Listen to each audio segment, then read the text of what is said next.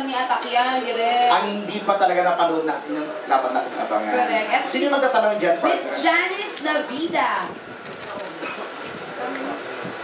Bago ko magtanong dun sa tatlong cast, kay Direk muna. Direk, curious na ako kasi nasusubaybayan ko ang Galema. Nagtataka ako kung bakit sa dami-dami ng nirate ni Zuma, pinakamatindi yung kamandag kay Cheryl. At dun sa isang, yung naanak niya, di ba yung si Kit, yung namatay? Bakit ganun lang? Tapos ano nangyari dun sa ibang narate ni Zuma? Yung mga ibang naghahasa niya, hindi naman siya nagkaroon ng anak. Yung kay Galema at saka yung doon sa kay nanay ni Kit, sinadya niya talagang magkaroon ng anak. Bilang parusa, kung matatandaan nyo rin sa pilot, niloko niya si Zuma di ba nilansi niya, kung saan-saan niya dinala para ma-save niya yung kanyang sister na si Isabel, para yun naman talaga yung puntirya.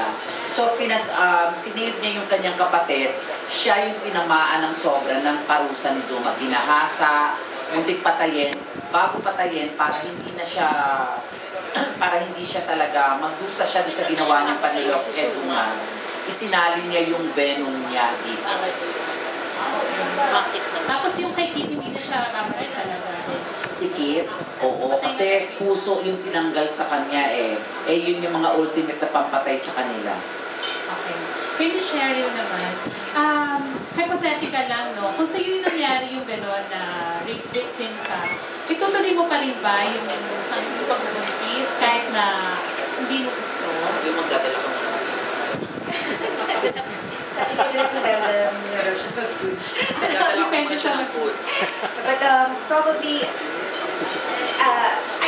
of course, I have not experienced it safe. But the thing is, kung let's say, hypothetical, at tinatanong mo, magagawa ko naman na iluwan yung bata na kahit na galing pa siya sa isang karumalduman na experience, I think it is the right thing to do. And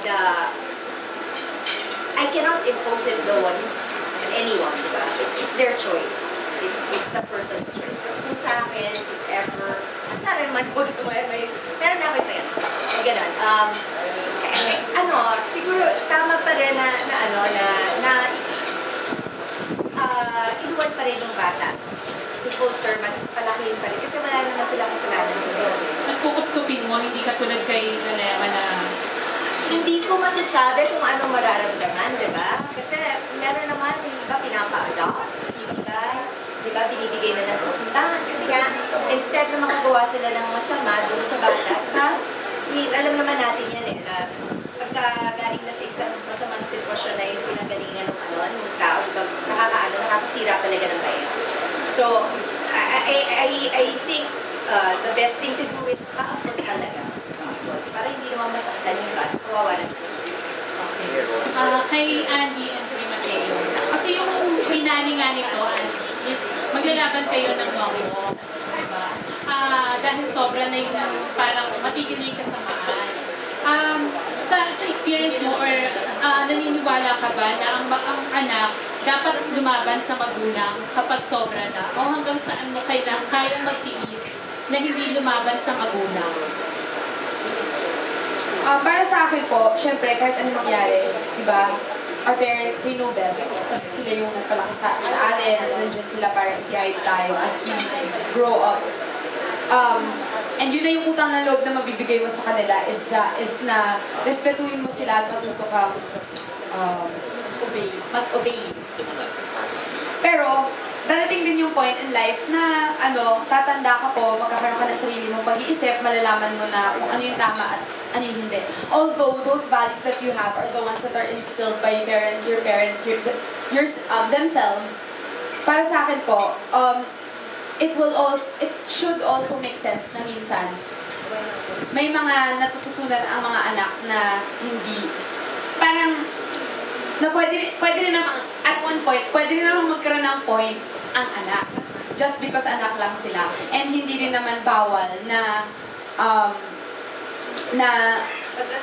magrason or parang ipakita sa magulang kung paano nila naiisip na tama sila. And also in that way, kasi di ba naniniwala po ako na no matter how old you are, there's always room for learning and understanding. Just because you're older, it doesn't mean that you know best. So, yun, para sa akin po, di ba? Basta po fair lang. And in your own proper way, mo magawa yun, then it should make sense. It should be okay. So parang dapat